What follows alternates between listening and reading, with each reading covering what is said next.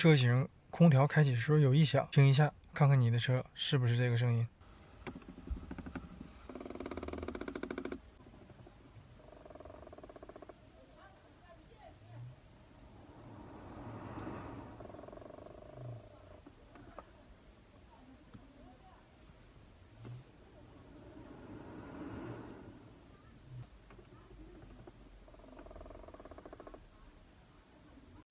这刚才是把手套箱给拆了，这回知道是空调哪块嘎吱嘎吱响了。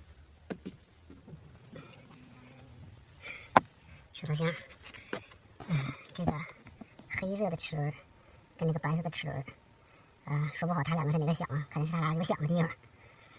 开空调。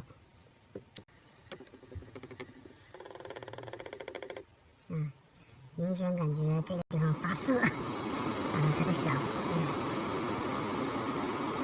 然后关一下。